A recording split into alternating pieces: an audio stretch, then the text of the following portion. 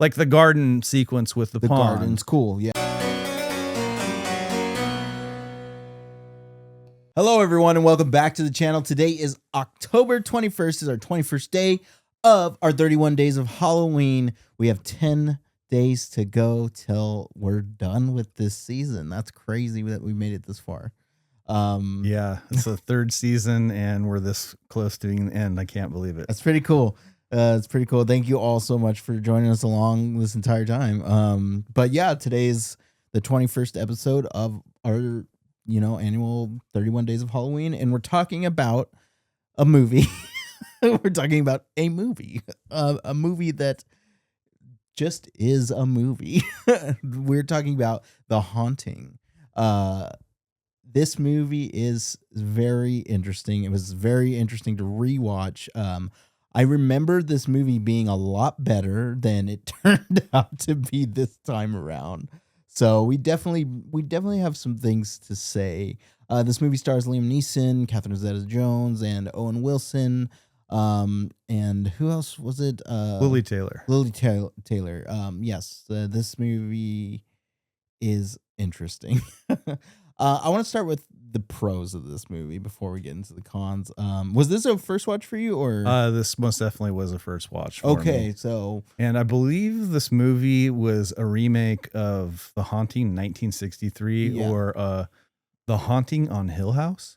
No, a different movie. Okay, I thought this had some correlation with it. I'm sure that it probably took reference from that, but this was related to the first original Haunting in the 60s. In the 60s. But A Haunting of Hill House was a different thing completely, which is an amazing show, by the way. It's a Netflix original show. You should put it on your server. It's super good. The Haunting is the pros of The Haunting. Let's start there.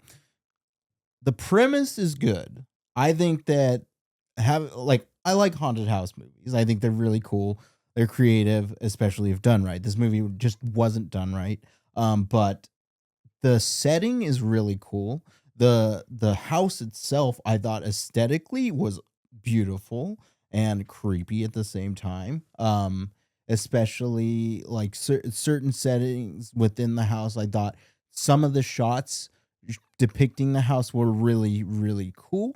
And I don't think I think for the most part, the acting was all right. I don't think it was anything spectacular. Nobody was going above and beyond like they have in previous movies that they've been in. Like we've seen Liam Neeson in many amazing roles, and I don't think this is one of his like good roles at all. And Catherine Zeta-Jones, the same thing. Like you have these very talented actors, but I just don't think it's probably the script, honestly, that's bad in this movie. Yeah, I thought that was the biggest part of it was the script. Also the pacing too in this movie. There's pacing issues in this movie. It's really hard to follow because there's just in this movie there really is no in terms of the story, there is no substance of like character development at all. Like you get a little bit, like literally nothing, like at least 5 minutes for a movie that's 2 hours. It, like I told you, it feels like an empty shell. Like this movie has no substance, nothing in terms of the story. It has like I will give you that. It does have good set design. The set design on the houses, the special effects kind of work within the set design with the faces when they move and their eyes change, and the gargoyle and the painting and all that stuff that really happens in this movie. But it's just that part of it is really, really just non-existent in this movie is the story. Like all we get is we have these three characters, and it says on the title description of this movie, they're paranormal investigators. I heard from what I got in terms of story, I heard they were just recruited for insomnia. They were insomnia patients, and Liam Neeson's character is a doctor that's trying to study fear, but how do you study fear with insomnia patients? And then you have this character, Nell, which is Eleanor, the whole movie you hear ghosts saying Eleanor, and it was annoying. And you get nothing on Eleanor, and she's just a person that has an argument with like a stepsister or something in the beginning, and that's all you really get on her. And then you have this little room setting that happens to be at the end. And she asks Liam Neeson's character, the doctor, at the end, like, I looked at your ad and that's why I'm here. And then he's like, I didn't ever put anything for an ad. And like, you don't get that till the end. You don't get that connection like at all. And what does that connection even mean? Yeah, I feel like it was they were trying to be twisty, but it just doesn't land at all. And like you said, there's a lot of setup for potential like explanation, but there's never any conclusion for that setup. Like, we don't understand a whole lot that happens. There's no like follow through on top of any of the character development. So it's kind of just like what's going on the whole movie. It's kind of like what's happening. And but I think on top of that, the crappy part of this movie is the pacing does not help your like interest in watching this film, because I found, for me at least, on this watch, I was bored out of my mind. Absolutely. I was ready to fall asleep, but I knew I wanted to just finish this out. And like I said, I did like, there's good, I mean, the execution on the special effects of VFX, they were overdone, but there were certain sequences that were cool. Like the garden sequence with the pond. Garden's cool. Yeah. Yeah. I thought that was really cool. The faces, the end sequence was cool, but it was just like, come on. I mean, it's kind of like some of the VFX, like it seemed like it was like trying to be Casper with like these specters, or moving through a sheet or something. Yeah, it's okay. I guess that, what it boils down to is my overall thoughts on this movie are, I think that this is a solid 2 out of 5 for me. I think might be even lower, but like, I feel like I have to give the creativity of what they were trying to do with, especially the sets and the special effects of this movie, save it somewhat. But overall, it's really bland. It's boring. It's not something that I'm going to watch. Probably, I assume that I'm going to watch everything once more in my life, but I don't care for this movie very much at all. So I think a 2 out of 5 is a fine score. I don't even think that the music in this movie really does anything that shines like and saves it at all. So what would you give this movie? I'm not going to reiterate your words, but I basically feel the same way you do about this movie. Just like I don't know if I'd ever watch this movie again. It's just like a 2-hour waste. Yeah.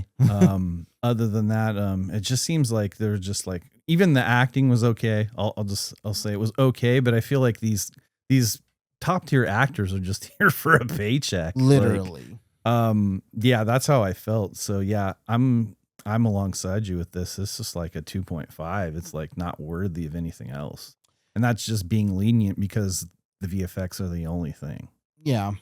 All right, so let's do some fun facts about The Haunting and see if these fun facts and trivia can redeem this film in any manner. Yeah, let's see, please. So let's start with this. The house used in the film is located in Grantham, England, and is owned by the University of Evansville, Indiana. It is used by students that study abroad. Okay. Okay.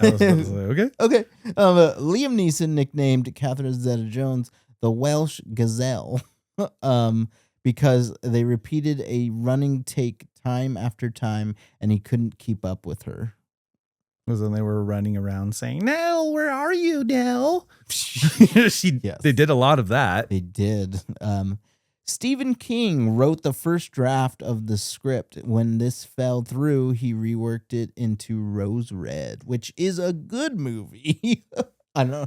Have you seen Rose Red before? I have not. Rose but Red I was about to say, if he wrote this, this is one of those scripts that he coked out of his mind like he was when he directed Maximum Overdrive. You know about that, don't you? Yes. Oh my God.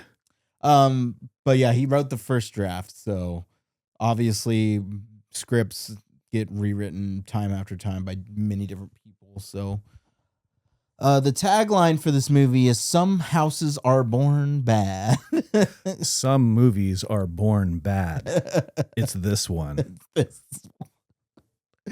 It is also the line that Dr. Joyce Reardon says in Stephen King made for television series Rose Red. Strictly speaking, this isn't a remake of the classic movie, as the production company did not have the remake rights, so they were not allowed to replicate even one shot from the original 1963 film. Instead, it is a new adaptation of Shirley Jackson's novel. This distinction loses much of its validity when one considers that the plot is, in any case, greatly altered and made a lot of cruder, and also that the characters are similarly changed. The book's chief ghost hunter, Dr. Montague, became a younger man named Dr. Markway in the 1963 film, and is here altered still further, becoming a very dubious and immoral character named Dr. Morrow. Interesting. Yeah. This movie. Yeah. So it sounds like... I mean, another thing to add, like, it literally says it on description that this is a remake of the 1963 movie. That's what it says. I mean, it's not, though. It's not. They didn't have the rights for it, I guess. So, Catherine Zeta-Jones and Liam Neeson were so frightened on the set of that, neither of them wanted to film there after dark. Oh my God, bro! I can't. I mean, it's creepy. It's a creepy set. Yeah, it's a creepy set. Not to mention the other two characters, like the housekeeper and the caretaker, which was played by Bruce Dern, another good actor. Like, but see him like once. He's like, okay, I'll be here for 2 seconds. I'll take off. Before this film got made, Wes Craven was developing a remake to The Haunting of 1963, but dropped out in favor to direct Scream 1996. I'm glad he did that. Yeah, me too. Steven Spielberg was so disgusted by the quality of the final product of this film that he removed his name and ensured that the credits made no single mention of him. Oh my God. That's amazing. Oh, Steven, I know if you ever see this, we are alongside you on this one. This is a bad movie. This is a bad movie, dude. I get it. Here's a follow-up.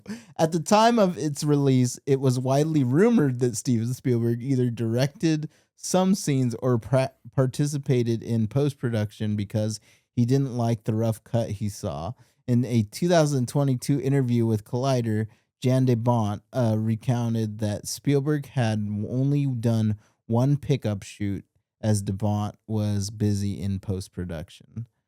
So, I wonder what scene it was. I'm curious. I don't know.